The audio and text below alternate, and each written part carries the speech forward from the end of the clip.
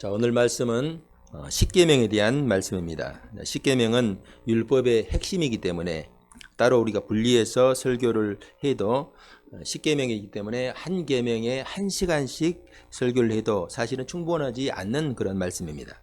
그런데 이 시간은 우리가 출애굽기 강해 설교를 이어서 쭉 하고 있기 때문에 출애굽의 여정을 따라서 십계명이 전하고자 하는 중심 메시지만 이 시간 전하고자 합니다. 출애굽기 20장은요, 십계명을 담고 있는 아주 유명한 말씀입니다. 원래 이제 히브리어 성경을 보면은 십계명이라는 그런 명칭이 없어요. 대신에 10마디 말씀 이렇게 표기되어 있습니다. 그러니까 말씀과 계명을 의미하는 히브리어 자체가 틀려요. 그러니까 원래 정확하게 표현하면은 10마디 말씀이에요. 근데 이것을 이제 히브리어 성경을 헬라어 성경인 70인역으로 번역하는 과정에서 이 70인역을 주관하였던 그 학자들이 이제 알기 쉽게 십계명이라고 이렇게 부르게 되면서 십계명이라고 우리 보는 성경에는 이제 표기되고 있는데 원래는 10마디 말씀이다 하는 것입니다. 이 시간 십계명을 통해서 우리에게 주시는 하나님의 음성을 함께 들을 수 있기를 주님의 이름으로 축복합니다. 자, 1절 2절 봅시다. 하나님이 모든 말씀으로 말씀하여 이르시되 나는 너를 애굽 땅 종되었던 집에 인도하여 낸 네 하나님 여호와니라. 자, 오늘 말씀은 하나님의 자기소개로 시작되고 있습니다. 하나님은 십계명을 주시기 전에 하나님이 어떤 분이신지 먼저 말씀하고 있어요. 하나님이 누구시고 이스라엘은 어떤 존재인지 이것을 아는 것이 우리가 하나님 말씀 그리고 십계명을 이해하는 데 아주 중요한 부분입니다. 자, 하나님은 자신을 누구라고 말씀합니까? 자, 2절 보면요.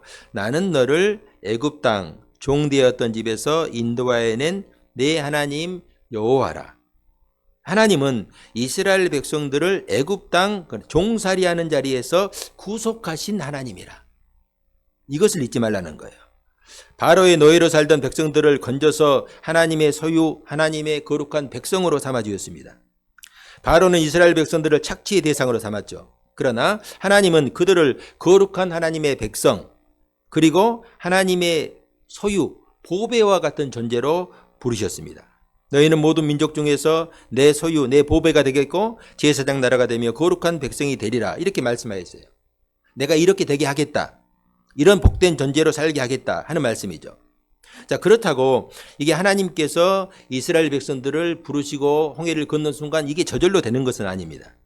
그래서 하나님은 이스라엘 백성, 하나님께서 구속하시고 택하신 거룩한 백성, 하나님의 자녀로서의 이 백성들에게 하나님께서 주시고자 하는 이 복을 주시기 위한 방법으로 십계명을 그들에게 주신 거예요. 그리고 십계명에 의해서 계명을 주시죠. 자, 다시 말해서 하나님께서 주신 십계명은 하나님의 은혜와 복을 받을 수 있는 하나님의 비법이라 할 수가 있어요. 여러분, 이게 우리가 이해하는 게 중요합니다. 이제까지 이스라엘 백성들은 자기가 하고 싶은 대로 원하는 대로 살았어요. 여러분, 우리 사람들은요, 내가 하고 싶은 대로, 내가 원하는 대로 사는 것이 복인 줄 압니다. 그래서 기도할 때 우리가 뭘 기도해요? 내 욕망을 따라 기도하잖아요. 내 소원을 따라 기도하잖아요. 그런데 하나님께서 그걸 다 들어주지 않아요. 왜? 그걸 다 들어주면은 우리가 다 망하게 돼요. 그래서 예수님께서 기도할 때도 하나님의 나라가 하늘에서 이루어진 것처럼 땅에서 이루어지게 해달라. 하나님의 뜻이 우리의 삶에서 이루어지는 것이 복이지 내가 원하는 대로 살면은 그것은 복과는 아무런 상관이 없어요. 여러분 한번 아이들을 한번 생각해 보시기 바랍니다. 어린 아이들을 우리가 기를 때에 그 어린 아이들이 하고 싶어 하는 거 있잖아요. 아이들이 하는 대로 그대로 두면 어떻게 될까요?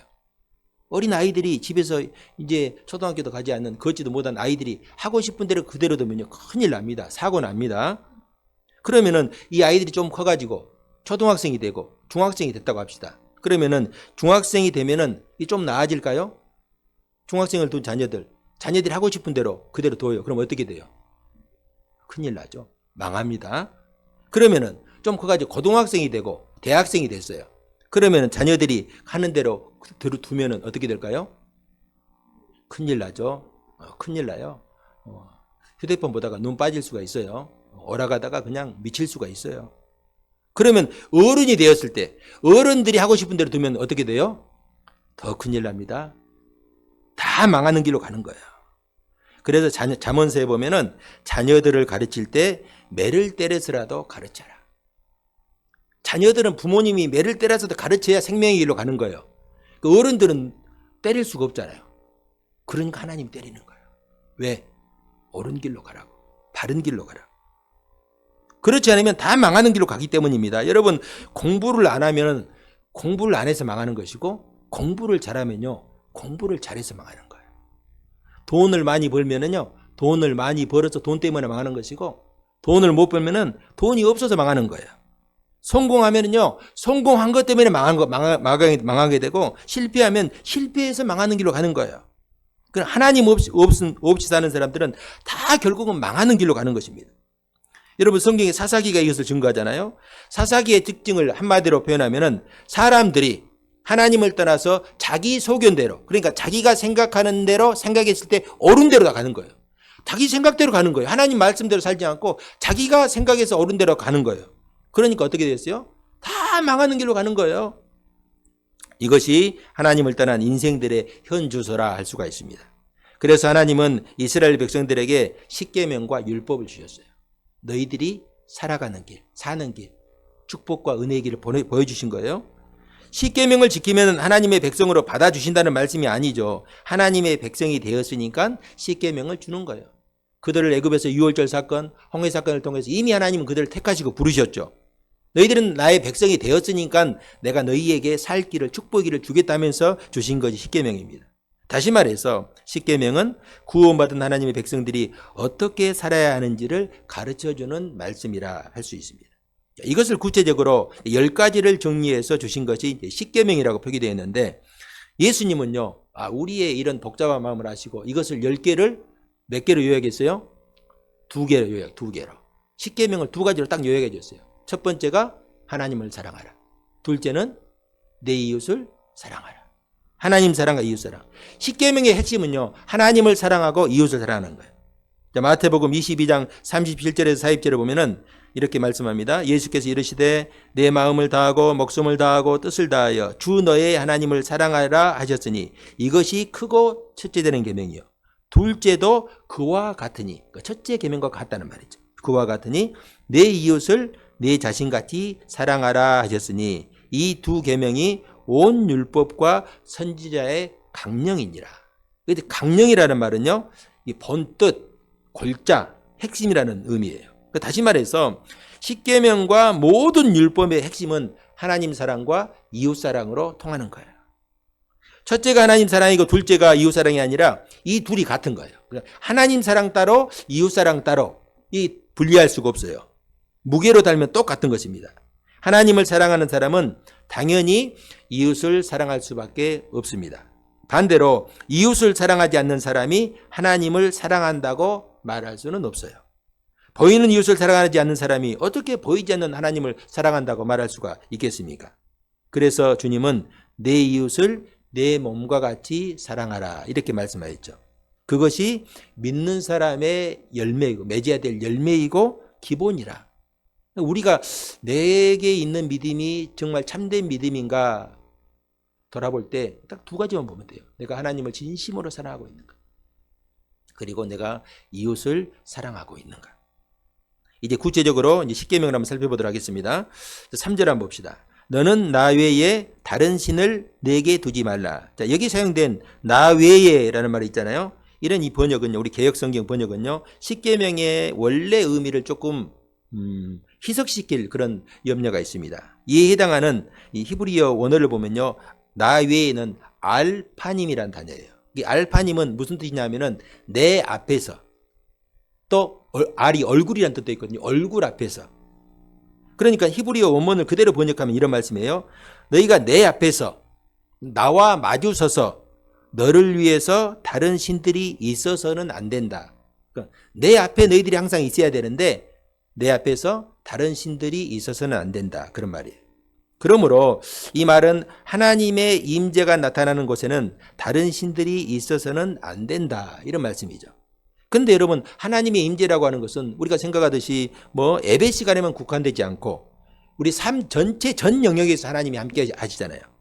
그렇기 때문에 우리의 삶 전 영역에서 하나님을 인정하고 다른 신들이 있어서는 안 된다. 다른 신들을 섬겨서도 안 된다라는 말이에요. 우리가 마음으로 하나님보다 그 무엇을 좋아하거나 더 귀하게 여길 때에 이것은 첫 번째 계명을 어기는 것이다 하는 말씀입니다. 자, 이 부분 우리가 한번 성경 한번 찾아봅시다. 욥기 31장 24절에서 28절, 구약성경 791면입니다.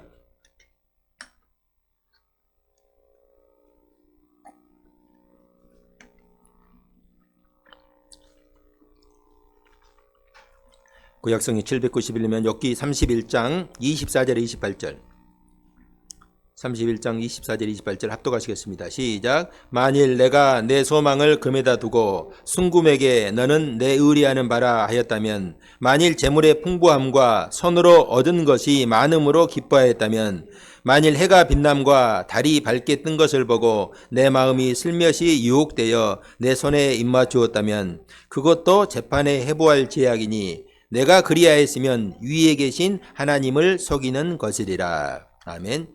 이게 욥의 고백이거든요. 욥은 하나님 앞에서, 하나님 얼굴 앞에서 살려고 노력했어요. 욥은 하나님 앞에서 사는 삶이 어떤 것인지 항상 기억했어요. 그래서 그는 금이나 재물이나 세상의 그 어떤 유혹에도 넘어지지 않고 하나님 앞에서 자신을 지켰다. 하나님보다 더 소중하게 생각한 것이 없었다 그 말이에요. 금보다, 은보다, 재물보다, 그리고 사람들이 이렇게 음란하게 섬기는 태양이나 달신 이런 것들을 향해서 마음을 들지 않고 오직 하나님만 내가 바라보았다. 왜 욥이 하나님께서 그렇게 사랑하셨고 하나님께서 그렇게 기뻐하셨고 복을 주셨는지 우리가 금방 알 수 있는 그런 부분이죠. 하나님을 내 앞에서, 하나님의 임재 앞에서, 코람 데오라는 그런 라틴어가 있잖아요. 하나님 앞에서 내 자신을 지키는 것. 이게 여러분 축복의 지름길이에요. 자, 4절 봅시다. 너를 위하여 새긴 우상을 만들지 말고 또 위로 하늘에 있는 것이나 아래로 땅에 있는 것이나 땅 아래에 물속에 있는 것에 어떤 형상도 만들지 말며. 자, 두 번째 계명은요. 어떤 형상도 만들지 말라. 하나님의 어떤 형상도 만들지 말라. 자, 신의 산에서 하나님은 자신을 서리로 혹은 말씀으로 드러내셨지 모습이나 형상은 드러내지 않았습니다. 자, 이렇게 신의 형상을 금지하는 것은요, 다른 어떤 종교에서도 찾을 수 없는 매우 독특한 특징이에요. 여러분 다른 이방 종교들 봐보세요. 가면요 다 형상으로 뭘 만들잖아요. 왜 하나님은 자신의 모습을 이렇게 형상화하는 것을 이토록 금지하셨을까? 여러분 보통 신앙의 대상이 형상화돼 뭘 이렇게 모양으로 만들어지잖아요. 그러면 이게 점차적으로 형상화된 신은 자연스럽게 그 형상 자체와 또 그 신과 형상이 동일시되는 그런 어떤 곳으로 흘러갈 수가 있어요. 사무엘상 4장에 보면요, 이스라엘과 블레셋 군이 이제 전쟁을 하는데 이스라엘이 전쟁에서 아주 불리하게 돼 있어요. 블레셋 군에게 이렇게 전세가 이제 밀리게 되니까 어떤 일이 일어났냐면은 성막에 있는 법궤를 가져오라는 거예요. 그 이유가 무엇입니까? 법궤의 힘을 빌려서 전쟁에 이기고자 하는 그런 욕망이죠. 그럼 법궤 자체를 하나님과 동일시하려는 마음이 그 사건을 통해서 드러난 것이죠. 자, 그렇기 때문에 그 법궤를 자신들의 뜻을 이루려는 도구로 사용하려는 거예요. 그러니까 법궤가 만약 하나님의 임재를 상징하는 것이라고 생각했다고 한다면은 그 하나님을 자신의 뜻을 이루는 도구로 하나님을 이용하려 한 것이죠. 이게 형상화의 위험이 여기에 있어요. 이것이 인간의 마음이라고 한다면은 하나님을 형상으로 만들면 어떤 일이 일어나겠습니까? 사람들이 음란하게 그 신상을 섬길 거예요. 왜? 하나님은 보이지 않고 형상은 보이기 때문에. 하나님이 아닌 그 신상을 오히려 섬기는 꼴이 되는 거예요. 그래서 하나님은 너를 위하여서 새긴 우상을 만들지 말라. 하나님을 제대로 알라는 것입니다. 제대로 섬기라는 거예요. 우리는 하나님을 하나님의 방식대로, 하나님의 말씀대로 믿고 따라야 되지 내 방식대로 세속적인 방법으로 절대로 따라서는 안 됩니다. 자, 우상을 만들지 말라는 말씀에 이어서 그것들에게 절하지 말며 그것들을 섬기지 말라. 나 내 하나님 여호와는 질투하는 하나님이라. 하나님은 질투하는 하나님. 좀 우리가 좀 받아들이기 이해하기 쉽지 않은데요. 여기서 질투로 번역된 히브리어를 보니까 카나라는 단어예요. 카나. 이 우리가 생각하는 그런 부정적인 의미의 단어가 아닙니다. 이 단어의 본래적인 의미를 살린다면은 이 카나라는 이 단어는요, 하나님의 열정, 하나님의 정열을 표현한 그런 말이라 할 수 있어요. 하나님은 당신의 백성들에 대해서 열정을 갖고 계신 분, 그냥 멀리서 지켜보는 분이 아니에요. 하나님이 적극적으로 역사에 개입하시고 그들과 함께 하시고 이들이 잘못된 길로 가면은 그들을 쳐서라도 옳은 길로 인도하시고 축복을 주시지 않고서는 견딜 수 없어 하는 하나님. 그래서 지금 시내산에 임재하셔서 그들에게 십계명을 주시지 않습니까? 그렇기 때문에 이스라엘도 하나님의 열정에 합당한 열정을 보여주어야 한다 하는 것이죠. 여러분, 사랑은 혼자 하는 게 아니죠. 사랑은 함께 하는 거예요. 함께. 내가 다른 사람의 사랑을 잊고자 한다면 나도 그 사람에게 사랑을 보여야죠. 이건 너무나 당연한 말씀입니다. 여러분, 왜 하나님께서 나를 열정적으로 도우지 않을까? 왜 하나님께서 저 사람은 저렇게 아주 축복하시고 하나님께서 함께 하시는 것 같은데 나는 하나님께서 왜 이렇게 열정적으로 도우시지 않을까? 여러분, 그런 생각을 한 적이 없습니까? 그런 생각을 한 적이 있다고 한다면 그 이유는 과연 무엇일까? 성경을 한번 봅시다. 잠언 8장 17절에 보면 이런 말씀이 있어요. 나를 사랑하는 자들이 나의 사랑을 입으며 나를 간절히 찾는 자가 나를 만날 것이라. 요한복음 14장 21절에 예수님께서 이렇게 말씀하십니다. 나의 계명을 지키는 자라야 나를 사랑하는 자니 나를 사랑하는 자는 내 아버지께 사랑을 받을 것이요 나도 그를 사랑하여 그에게 나를 나타내리라. 여기 보면은 나의 계명을 지키는 자. 여러분, 우리가 예수님을 믿고 우리가 신앙생활을 할 때 하나님의 말씀대로, 하나님의 계명대로, 율법대로 신앙생활을 해야 돼요. 말씀대로 신앙생활을 해야 돼요. 내가 복음 붙들고 있으면 안 돼요. 신앙생활하고 교회를 다니는데 하나님 말씀대로 신앙생활하지 않고 내 생각대로, 내 의지대로, 내가 하고 싶은 대로, 이건 사사기 사람들이 하는 것이죠. 그러니까 그들이 자기가 그 생각하고 사는 그 모습을 따라서 다 망하는 길로 가는 거예요. 여러분, 하나님의 열정적인 사랑을 받는 길이 분명히 제시되잖아요. 나의 계명을 지키는 자라야 나를 사랑하는 자니 나를 사랑하는 자는 내 아버지께 사랑을 받을 것이요 나도 그를 사랑하여 그에게 나를 나타내리라. 저는 우리 성도님들이 하나님 앞에서 이런 사랑, 이런 은혜 누릴 수 있기를 바랍니다. 하나님께서 우리에게 주시고자 하는 이 간절한 이 마음을 우리가 깨달을 수 있어야 돼요. 여러분, 목사인 나도 안타까운 마음이 있는데 하나님은 우리를 향해서 얼마나 안타깝겠어요. 하나님께서 우리에게 축복을 주시기를 원하시는데, 복을 주시기를 원하는데 우리가 그것을 받으려고 하지 않고 거부하려고 하고 자꾸 자기 길로 가는 거예요. 하나님의 말씀과 다른 길로 가려고 하는 거예요. 그러니까 하나님의 답답함이 여기 있죠. 오늘 이 시간 십계명 말씀을 통해서 하나님의 마음을 우리가 알 수 있기를 바랍니다. 자, 7절 봅시다. 7절 한번 다 같이 합독합시다. 시작. 너는 네 하나님 여호와의 이름을 망령되게 부르지 말라. 여호와는 그의 이름을 망령되게 부르는 자를 죄 없다 하지 아니하리라. 자, 세 번째 계명이요. 여호와의 이름을 망령되게 부르지 말라 하는 것입니다. 자, 여기서 이제 망령되게 부른다는 말은요, 히브리어로 라샤라는 단어예요. 라샤라는 단어인데 이것을 보면 크게 두 가지로 구분할 수 있는데, 하나는 거짓되게, 하나님의 이름을 거짓되게 부르는 것, 그리고 또 하나는 헛되게, 함부로 부르는 거예요. 그런데 이제 거짓되게 부르는 것은 이제 앞에 9계명에서 거짓 증거하지 말라는 말씀이 있기 때문에 오히려 이 문맥에서 보면은 하나님의 이름을 함부로 남용하는 것을 의미한다고 할 수 있습니다. 즉, 이 계명은 하나님의 이름을 막 들먹거리면서 자기 마음대로 축복을 하거나 심지어 뭐 저주를 한다거나 하나님의 이름을 막 주문처럼 불러대면서 하나님을 자기 멋대로 부려먹는 것을 금하는 거예요. 요즘 여러분 우리가 TV에 보면 정치 현실에서 이런 모습들이, 교회 목사들이 하는 이런 아주 망령된 행위들이 있잖아요. 거시기 같은 그 사람은 하나님 까불면 나한테 죽어. 이건 하나님을 정말 이건 두려워하지 않는, 하나님의 이름을 이렇게 헛되게 공허하게 이렇게 불러대는 이런 것이죠. 여러분, 여호와 하나님의 이름은 찬양과 경배와 기도의 대상이지 인간의 어떤 목적을 위한 수단으로 사용해서는 결코 안 되는 거예요. 하나님께서 이런 일을 행하는 자를 죄 없다 하지 않겠다, 절대 자시하지 않겠다는 말이에요. 우리 사회에서 다른 사람의 이름을 도용해도 여러분 범죄 행위로 간주되잖아요. 엊그제 여러분 사전 투표할 때 선관위 임시직 직원이 자기 남편 대신해가지고 주민 그 신분증으로 투표해가지고 지금 구속 영장 지금 심사 들어갔잖아요. 신분증 한번 도용했다고 여러분 구속의 기로에 서 있어요. 하물며 하나님의 이름을 도용한다면은 여러분 그 죄를 용서받기가 어려울 거예요. 이건 하나님을 없는 분으로 여러분 이게 간주하는 거잖아요. 여러분 요즘 사이비 목사들이 하나님의 이름을 도용해서 뭐 자신이 마치 뭐 선지자인 것처럼 자신이 거룩한 뭐 목자인 양 거들먹거리는 걸 볼 수 있는데요. 여러분 하나님의 이름을 자신의 육적인 욕망을 자신이 원하는 뜻을 이루고자 이렇게 사용하는 이런 행위들은요, 하나님 앞에서 이건 아주 무서운 죄예요. 자신들의 행위가 하나님 앞에서 얼마나 무서운 행위인지 모르는 것입니다. 또한 여러분, 우리 자신을 돌아볼 때 우리 그리스도인들이 하나님 앞에서 그분의 이름을 우리가 붙들고 하는 맹세 있잖아요. 세례할 때 여러분 하는 맹세. 그리고 세례 문답할 때도요. 세례 문답 교육을 먼저 하고 이 세례 문답을 할 때 예 믿습니다. 예 그렇게 하겠습니다. 이 할 때 우리가 분명히 우리가 알고 고백을 해야 돼요. 그리고 또 우리가 결혼할 때 뭐 예배로 뭐 결혼 예식을 하면서 혼인 서약하는 것 이런 것들도요. 우리가 잘 기억해야 돼요. 하나님의 이름을 우리가 헛되게 하지 않아야 돼요.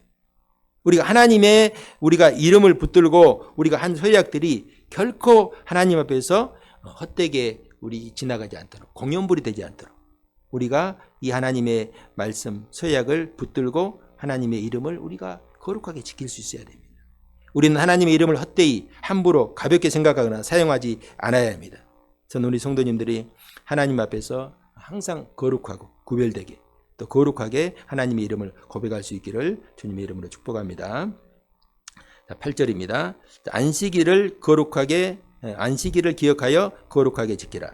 일반적으로 사람들은요, 쉬지 않고 중단 없이 계속해야, 일을 계속해야 생이 보장된다거나 삶이 발전된다는 그런 어떤 기본적인 자연적인 성향을 가지고 있어요. 그렇기 때문에 어떤 사람들은 보면은 쉬면요, 안절부절 못하는 사람이 있어요. 뭘 해야만 안정이 되는 사람. 이런 사람들이 있어요. 이런 인간들에게 하나님은 일을 중지시키고 우리가 일의 노예가 되지 않도록 일로부터 구원하신 날이 안식이래요. 여러분, 우리가 일의 노예로 살라고 하나님께서 우리를 부르지 않았어요. 애굽의 노예 상태에서 건져주셨잖아요. 이제는 노예가 아니라 자유인이에요. 똑같이 일을 해도 일의 노예로서 사는 것과 내가 살기 위해서 내가 주어진 일을 하는 것도 다른 것이죠. 여러분, 우리의 인생은요, 나의 힘과 노력이 아니라 하나님 손에 있음을 잊지 말아야 돼요. 우리가 이 길에서 우리가 자유함을 못 얻는 것은 내 인생이 내 노력, 내 힘에 있다고 생각하기 때문이에요. 그러나 여러분, 우리의 인생은요, 우리의 힘이나 노력에 의지에 있지 않아요. 우리의 전 인생은요, 하나님의 손에 있음을 우리는 이제는 깨달을 수 있어야 돼요. 제가 자주 인용하는 말씀 시편 127편 2절을 제가 편준 세번역으로 봉독합니다. 너희가 일찍 일어나고 늦게 눕는 것, 먹고 살려고 애써 수고하는 모든 일이 헛된 일이다. 주께서는 사랑하시는 사람에게는 그가 자는 동안에도 복을 내리신다. 그러니까 하나님께서 함께하지 않는 사람은요, 아무리 열심히 일을 해도 헛된 거예요. 그러잖아요. 아무리 농부가 봄 일찍부터 물을 대고 이렇게 썰매질을 하고 씨를 뿌리고 파종을 해도요, 하나님께서 좋은 일기, 비, 날씨 주지 않으면, 그리고 여름에 홍수 한번 나면 다 끝나는 거예요. 하나님께 지켜주지 않으면 모든 것이 헛된 거예요. 그런데 반대로 하나님께서 사랑하시면은 이 사람이 잠을 자고 있을 때에도 하나님은 복을 주신다. 무슨 말이 하고 싶은 거예요? 모든 우리의 인생이 하나님께 달려있다. 열심히 일하는 건 여러분 부인하잖아요. 엿새 동안 열심히 일하라고 했잖아요. 그런데 그보다도 중요한 것은 안식일을 내가 구별하여 지키는 것. 왜 그걸 지켜요? 그냥 쉬려는 의미가 아니라 내 인생의 모든 것이 하나님께 있습니다 하고 손을 놓고 내가 하나님께 드리는 거예요. 하나님께 모든 것이 있는 것이지 사람에게 있지 않다 하는 것입니다. 우리에게 필요한 것이 바로 이런 믿음이에요. 여러분, 앞에서 우리가 신광야에서 이스라엘 백성들이 먹을 것이 없다고 했을 때 하나님께서 만나를 내려주셨잖아요. 그때 제가 안식일에 대한 말씀을 함께 나눴어요. 잠깐. 안식일을 지키기 위해서 엿새 동안 힘써 일을 해야 됩니다. 여러분, 우리가 이 말씀을 잊지 말아야 돼요. 힘써 일을 해야 돼요. 그리고 일곱째 날은 쉬어야 돼요. 그런데 여러분, 우리가 안식일을 누리지 못하는 것도 문제지만은 엿새 동안 일하지 않는 것도 문제예요. 요즘은 여러분, 엿새 동안 일하는 게 아니고 주 5일제잖아요. 이것도 사람은 창조 섭리에 맞지 않아요. 6일 동안 일해야 돼요. 6일 동안. 그래야 참된 안식을 누릴 수가 있어요. 요즘 5일도 아니고 4.5일, 앞으로는 4일, 어떤 게 제일 좋을까요? 하루 일하고 6일 쉬면 더 좋겠죠. 그러면요, 사람들 다 죽습니다. 절대 창조 섭리에 안 맞아요. 일을 하고 쉬어야 그게 참된 쉼이지. 여러분, 노는 사람에게 휴식이 무슨 필요 있어요? 엿새 동안 열심히 일하는 거, 우리가 힘이 있을 때 엿새 동안 열심히 일하는 것은요, 하나님의 창조 섭리예요. 그리고 믿음으로 안식하는 거, 쉬는 거예요. 이건 우리의 믿음의 고백이죠. 오늘 우리는요, 유대인들처럼 안식일을 지키지 않고 일요일을 주일로 지키죠. 여러분, 안식일을 혹시 주일로 착각한 사람 없죠? 우리 교인들 중에는. 안식일은 토요일이에요. 그 일요일은 주일이죠. 주의 날. 예수님께서 사망 권세 이기시고 부활하신 날이 이 일요일이기 때문에 우리가 그날을 주일로 지킵니다. 자, 그런 의미에서 참된 안식이라는 것은 어떤 날, 뭐 토요일이네, 일요일이네, 이거 다툴 필요가 없어요. 참된 안식이라는 것은요, 우리가 어떤 날을 지정해서 신의 만에 하는 것이 아니라 안식의 주인 되시는 예수님께, 그리스도께 나아가는 거예요. 예수님께서 그렇게 말씀하셨잖아요. 수고하고 무거운 짐진 자들아 다 내게로 오라. 내가 너희를 쉬게 하리라. 예수님만이 참된 안식을 주실 수 있다 그 말이에요. 주님의 마음을 품고 우리가 말씀을 따라 살아가는 것, 이것이 참된 안식으로 들어가는 것입니다. 저는 우리 성도님들이 예수 그리스도를 통하여 주시는 온전한 안식의 복을 누릴 수 있기를 주님의 이름으로 축복합니다. 자, 12절 봅시다. 자, 내 부모를 공경하라. 그리하면 내 하나님 여호와가 내게 준 땅에서 내 생명이 길리라. 저는 이 말씀이 굉장히 중요한 말씀이라고 생각해요. 물론 중요하지 않은 말씀이 없겠는데 이 말씀은요 진짜 중요한 말씀이에요. 오늘 말씀의 제목이 십계명은 은혜와 복입니다. 이렇게 정했죠. 여러분 십계명을 기억하고 지키면요 놀라운 축복이 약속되어 있어요. 십계명뿐만이 아니라 하나님의 모든 계명에는요 생명이 들어있어요. 복이 들어있어요. 하나님을 사랑하고 하나님과 관계를 잘 지키면요 우리 인생이 형통할 수밖에 없어요. 그리고 이웃을 사랑하고 이웃과의 관계를 잘 지키면요 우리의 삶이 평안할 수밖에 없어요. 이웃과의 관계가 잘못되어 있으니까 이 삶이 불편한 거예요. 층간소음 문제 여러분 제가 자동차 운전하다가 이 광고를 들어보니까 층간소음 문제 있습니까? 그 이웃과 먼저 친하게 지내세요. 그러면 그 소리가 달리게 들린다. 이 문제를 해결해서 공익 광고를 그렇게 하던데 마찬가지예요, 여러분. 이웃과의 관계가 먼저 잘 이루어지고 사랑으로 연대해 있으면요. 지금 발생하는 그런 문제 발생하지 않아요. 그런데 여러분 부모님을 공경하는 것에는요. 구체적인 복이 약속되어 있어요. 물론 다른 9가지 축복 계명에도 그렇게 말씀을 지키면은 하나님께서 복을 주신다고 약속했잖아요. 그런데 이 부모님을 공경하는 것에는 구체적인 복이 약속되어 있어요. 이게 무슨 복입니까? 내게 준 땅에서 내 생명이 길리라. 얼마나 놀라운 말씀입니까? 요즘 우리 21세기 사는 우리 그 사람들이 제일 관심을 가진 거 웰빙, 건강 아닙니까? 여기 있잖아요. 내게 준 땅에서 내 생명이 길리라. 여러분 이 땅에서 장수하게 하신다. 약속의 말씀이에요. 하나님이 주신 복으로서 여러분 하나님이 장수하게 하신다면은 분명히 이 장수는 건강하고 복되게 오래 사는 것입니다. 요즘 노인들의 평균 수명이 올라가면서 오래 사는 것이 결코 복이 아니다. 또 이런 말이 나오고 있어요. 왜 그렇습니까?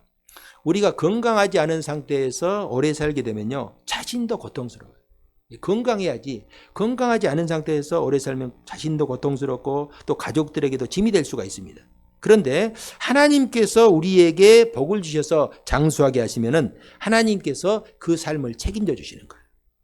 사실 이 복은요. 놀라운 복이에요. 이만큼 이 계명, 부모님을 공경하는 것이 쉽다, 쉽지 않다? 부모님 공경하는 게 쉽겠어요? 쉽지 않겠어요? 쉽지 않죠. 쉽지 않아요. 쉬워요. 그렇게 혹시 말하는 분이 있어요? 다른 계명도 다 쉽지 않아요. 특별히 부모님 공경하는 거 여러분 쉽지 않아요. 여러분 부모님을 공경하다. 여러분 이 한번 말씀을 한번 봐봅시다. 공경하다라는 이 단어는 히브리어로 보니까 카베드라는 단어예요. 카베드.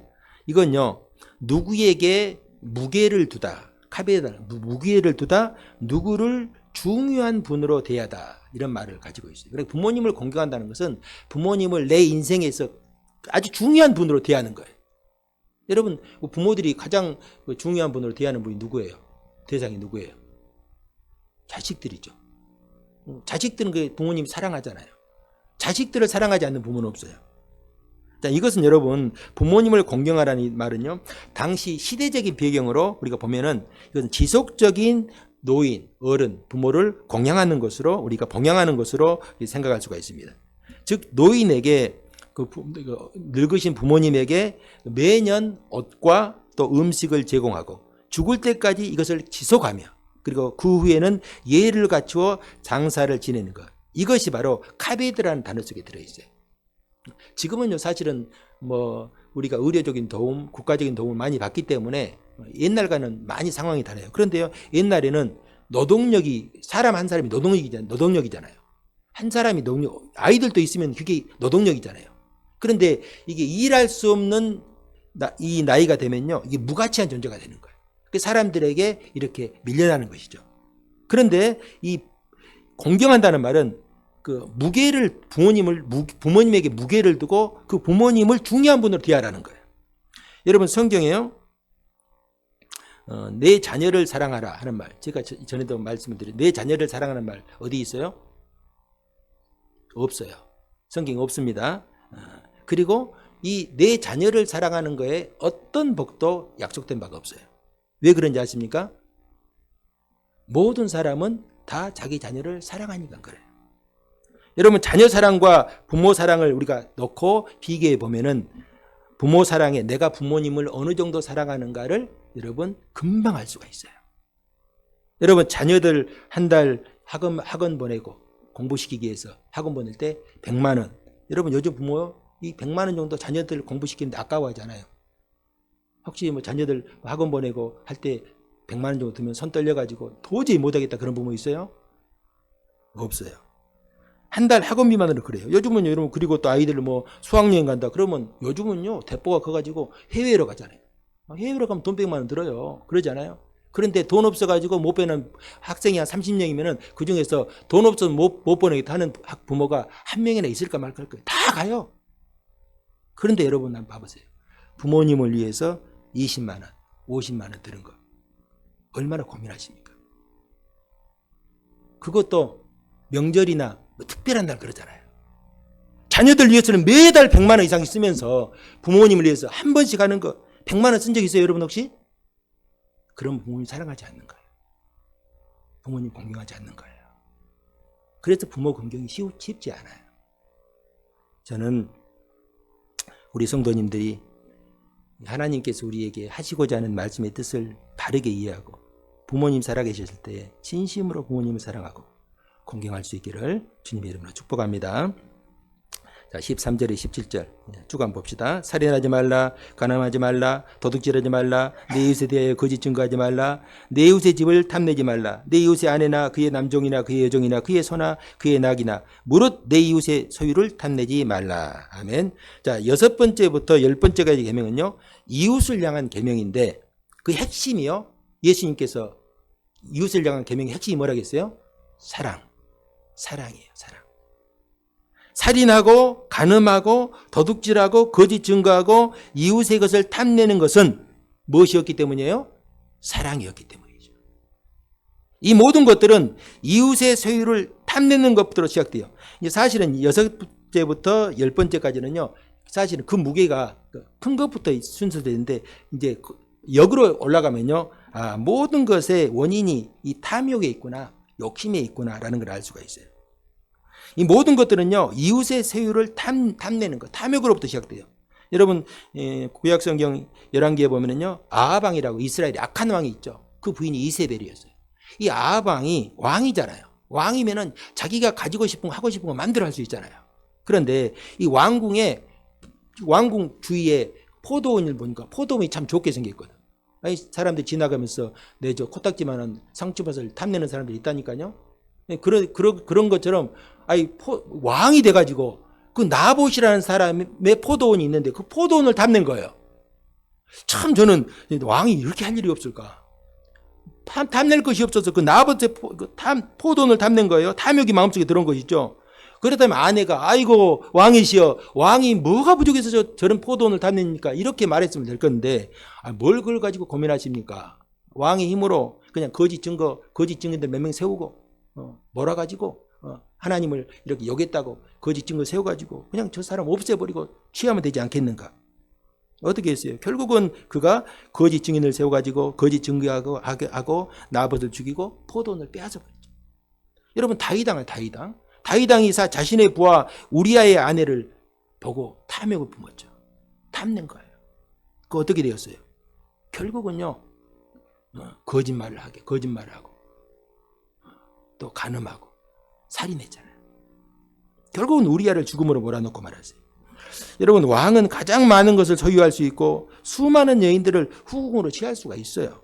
그럼에도 이런 제약을 저질렀다는 것은 그들의 마음속에 인간의 탐욕이 가득하 있다는 것이죠. 이런 모든 죄의 원인은 이웃을 향한 사랑이 없기 때문입니다. 아니, 이웃보다 내 자신을 사랑하고 내 욕망을 중요하게 생각하기 때문이죠. 그러나 우리가 이웃을 사랑하게 되면요, 결코 그렇지 않아요. 여러분, 일단 우리가 이웃을 향한 사랑의 마음을 품으면요, 어떤 현상이 일어나냐면 내가 누군가를 사랑하면은 상대방의 것을 향해서 탐욕을 품기보다는 내가 가진 것을 주고 싶은 마음이 있어요. 이게 중요해요. 여러분, 내가 어떤 사람에게 무엇이든지 주고 싶은 그런 경우가 있죠. 누군가에게 뭘 주고 싶어요. 저도 보면요, 꼭 뭐 저한테 무엇을 못 줘가지고 안달인 분이 있어요. 그런데 왜 그런지 아십니까, 혹시? 그 이유가 뭐라고 생각하세요? 사랑하니까. 사랑하니까. 사랑하면요, 뭔가 주고 싶어요. 여러분, 그런데 주던 것도 빼앗고 싶고 주고 싶은 마음이 싹 사라지는 그런 경우가 있죠. 왜 그럴까요? 사랑하는 마음이 없으니까 그래요. 사랑하는 마음이 없으니까. 여러분, 사랑하는 마음이 없다는 것은 마음속에 탐욕이 있다는 거예요. 나를 사랑하는 마음. 이웃보다도 나를 사랑하는 마음. 탐욕과 욕심 때문에. 결국은 여러분, 성경 욕심이 잉태되고 또 그것이 탐욕이 자라나게 되면 결국은요, 이것이 살인까지 나가는 거예요. 사람을 죽이는 살인까지. 그래, 야고보서 1장 15절에 욕심이 잉태한 즉 죄를 낳고 죄가 장성한 즉 뭘 낳아요? 사망을 낳아요. 그래서 욕심이, 탐욕이 이렇게 무서운 거예요. 저는 우리 성도님들이 죄는 그 모양이라도 버리고 하나님의 말씀을 양식으로 삼아 하나님이 약속하신 은혜와 복을 온전히 누릴 수 있기를 주님의 이름으로 축복합니다. 사랑하는 성도 여러분, 하나님께 주신 십계명 속에 있는 이 축복의 비밀을 깨달아 알 수 있기를 축복합니다. 십계명은 이 땅에서 하나님의 은혜와 복을 얻을 수 있는 비밀 지도와 같은 거예요. 물론 우리 힘과 우리 의지만으로 십계명을 지킬 수는 없어요. 그리고 지키려고 해도 사람의 힘으로는 지킬 수가 없어요, 이걸. 그러므로 예수님과 함께 내 자신을 십자가에 못 박아야 돼요. 예수님을 따른다는, 그래서 내 자신을 부인하는 거예요. 내 자신을 부인하는 것이 바로 내 자신을 십자가에 못 박는 것이죠. 그리고 십자가에 못 박아야 그리스도 안에서 내가 새로운 피조물로 거듭나는 거예요. 제약된 존재에서 새로운 피조물로, 이기적인 존재에서 나를 부인하고 이타적인 존재로 태어나야 하는 거예요. 그래서 구원받은 하나님의 백성에게 이 말씀을 주시는 거예요. 세상 사람들, 하나님을 알지 못하는 사람들에게 이 말씀을 주셔도 이해할 수도 없고 행할 수도 없는 것이죠. 내 힘으로는 여러분 그러나 불가능하지만은 우리가 내게 능력 주시는 그리스도 안에서 능치 못할 일이 없다고 말씀했잖아요. 우리에게는 그리스도께서 보내주신 성령께서 우리와 함께 하시기 때문에 우리가 내 자신을 부인하고 성령의 능력을 의지하기로 결단하면요, 성령께서 반드시 할 수 있는 힘과 능력을 주십니다. 우리가 이 한 주간도 그리스도 안에서 나는 죽고 그리스도가 주인된 삶으로 하나님께서 우리에게 약속하신 은혜와 복을 마음껏 누릴 수 있기를 주님의 이름으로 축복합니다.